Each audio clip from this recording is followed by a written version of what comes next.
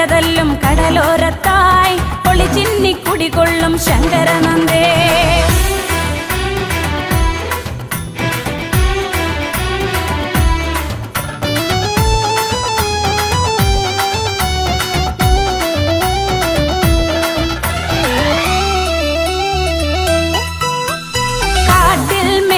ിലംബികയെ തിരുമെയ്യിൽ കളഭക്കൂട്ടാടിച്ചിടാം. കടലോര മക്കൾ തൻ രക്ഷകിയെ എന്നും